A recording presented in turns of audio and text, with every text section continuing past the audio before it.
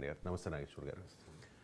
కార్పొరేటర్కి ఎక్కువ, ఎమ్మెల్యేకి తక్కువ అంటూ ఆంధ్రప్రదేశ్ డిప్యూటీ సీఎం పవన్ కళ్యాణ్ స్థాయి గురించి మాజీ ముఖ్యమంత్రి జగన్మోహన్ రెడ్డి కొన్ని విమర్శలు చేశారు సార్. ఒకసారి ఆ విమర్శలు ఏంటో విందాం. ఆ మనిషి కార్పొరేటర్కి ఎక్కువ, ఎమ్మెల్యేకి తక్కువ. జీవితకాలంలో ఇప్పుడు ఎమ్మెల్యే ఒకసారి అయినాడయ్యా.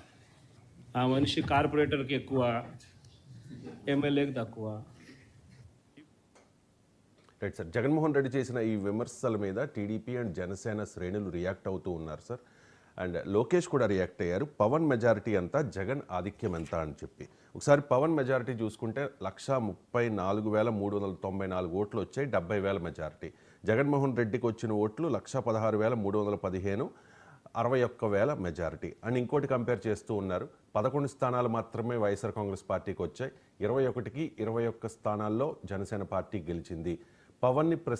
పవన్ స్థాయిని ప్రశ్నించే నైతిక అర్హత మీకుంటుందా అనేది కూటమి నేతల ప్రశ్న సార్. జగన్మోహన్ రెడ్డి ఆ విధంగా మాట్లాడవచ్చా పవన్ స్థాయి గురించి? పవన్ కళ్యాణ్ స్థాయి నిర్ణయించే జగన్మోహన్ రెడ్డి కాదు.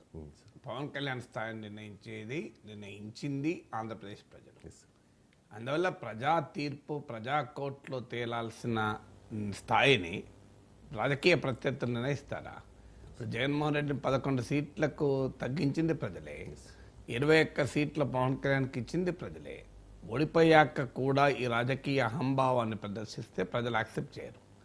ఎందుకంటే at least you should have humility in defeat. Success సాధించినప్పుడు సహజంగా ఎక్కడో చోట మనుషులకు ఎవరికైనా మనకు కొంత అహంభావం ఉంటుంది, మన విజయ గర్వంతో అంటారు కదా. సో కానీ ఓటమి సమయంలో ఈ మాటలు అసలే ఇంకా అప్రిషియేట్ చేయరు.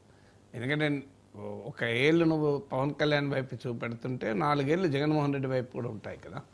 సో ఆల్రెడీ అందువల్ల పవన్ కళ్యాణ్ కార్పొరేటర్కు ఎక్కువ, ఎమ్మెల్యేకి తక్కువ అంటే ఆయన ఎమ్మెల్యే కాదా? ఆయన శాసనసభ్యుడు కాదా? ఆయన ఆంధ్రప్రదేశ్ రాష్ట్ర ఉప ముఖ్యమంత్రి కదా. జగన్మోహన్ రెడ్డికి ప్రతిపక్ష హోదా కొరకు ఆయన తనలాడాల్సి వస్తుంది. సో పవన్ కళ్యాణ్కు ఉప ముఖ్యమంత్రి హోదా ఉంది కదా.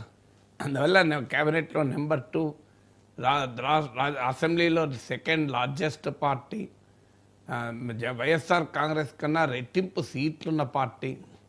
అందువల్ల ఫ్యాక్ట్స్ని డైజెస్ట్ చేసుకోలేని వారు, హిస్టరీని డైజెస్ట్ చేసుకోలేని వారు, రియాలిటీని డైజెస్ట్ చేసుకోలేకపోతే పొలిటికల్గా ముందడుగు వేయలేరు. జగన్మోహన్ రెడ్డికి ఉన్న ప్రాబ్లం ఏంటంటే ఒక రియాలిటీని డైజెస్ట్ చేసుకోలేని పరిస్థితి. అందుకే అసెంబ్లీకి వెళ్ళలేకపోతున్నాడు. అందుకే నాకు ప్రతిపక్ష నేత హోదా ఇస్తేనే నేను వెళ్తాను, నాకు మైక్ ఇస్తేనే వెళ్తాను, నాకు చంద్రబాబు నాయుడుతో సమానంగా మైక్ ఇవ్వాలి. అసలు 170 సీట్లున్న అసెంబ్లీలో 11 సీట్లున్న నాయకుడు పదే షరతులు పెడితే అధికారంలో వారు అంగీకరిస్తారా? ఇది కామన్ పొలిటికల్ సెన్స్ చెప్తుంది కదా. నువ్వు నెగోషియేటింగ్ టేబుల్ పైన ఉండే అవకాశమే లేదు కదా.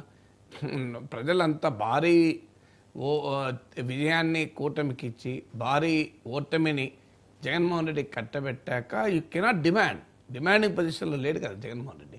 అయినా నాకు ముఖ్యమంత్రితో సమానంగా టైం ఇవ్వాలి, సో అర్ధసింహాసనం ఇవ్వాలి అన్నట్లుంది. సో అలాంటి డిమాండ్లు పెడితే జనం ఎట్లా యాక్సెప్ట్ చేస్తారు? అండ్ దానికి కారణం ఏంటంటే unable to understand the reality. వాస్తవిక పరిస్థితుల్ని అర్థం చేసుకోలేని, దాన్ని జీర్ణించుకోలేని పరిస్థితి ఉంటే, మానసిక స్థితి ఉంటే చాలా ఇబ్బంది ముందుకెళ్ళడం. ఎవరికైనా, జగన్మోహన్ రెడ్డికైనా కావచ్చు, నాగేశ్వర్కైనా కావచ్చు, ఎవరికైనా కావచ్చు. First you should understand the reality. మొదటి స్టెప్ టు సక్సెస్.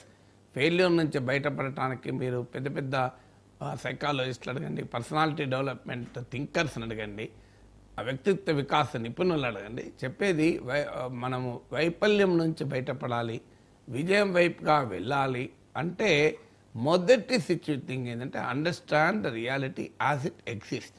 వాస్తవిక పరిస్థితుల్ని వాస్తవిక పరిస్థితుల్లాగా అర్థం చేసుకోవాలి. నువ్వు భ్రమల్లో, ఇల్యూషన్స్లో ఉండాలని అనుకున్నా, ఉంటున్నట్టు ఉండేలా ఇతరులను కల్పించినా అది సాధ్యమయ్యే పని కాదు. రియాలిటీ కదా. పవన్ కళ్యాణ్ అద్భుతమైన విజయాన్ని సొంతగా సాధించాడు, తన పార్టీకి సాధించాడు, కూటమికి సాధించి పెట్టాడు.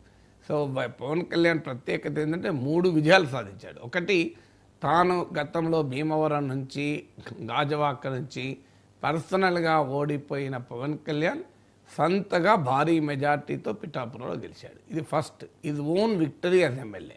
Number 2 is victory as a leader of Janasena. 100% strike రేట్తో 21 సీట్లు గెలుచుకున్న సెకండ్ విజయం. మూడవది is architect of NDA victory. ఆయన మ్యాన్ ఆఫ్ ద మ్యాచ్ అని నేను చాలాసార్లు చెప్తున్నాను. సో ఎన్డీఏ ఈరోజు ఈ విజయం సాధించడానికి చంద్రబాబు నాయుడు భాషలోనే చెప్పాలంటే ఈజ్ అ గేమ్ చేంజర్. ఏకకాలంలో 3 విజయాలు సాధించాడు పవన్ కళ్యాణ్. ఇది రియాలిటీ కాదా? జగన్మోహన్ రెడ్డి చూసుకుంటే ఎస్ ఐజ్ ఓన్ విక్టరీ, పులివెందుల నుంచి ఎమ్మెల్యేగా గెలిచాడు. కానీ అతి భయంకరమైన ఓటమి కదా, 11 సీట్లకే పరిమితమయ్యాడు. ఇదేమి శాశ్వతమో నేనేమి తీర్మానాలు చేయడం లేదు. ఆయన 40% ఓటింగ్ వచ్చింది నేను కాదనలేను. కానీ రియాలిటీ ఏంది, యాజ్ ఆఫ్ టుడే అసలు జగన్మోహన్ రెడ్డి కూడా ఊహించని, అసలు ఎవరు అంచనా వేయని 11 సీట్లకు పరిమితమయ్యాడు.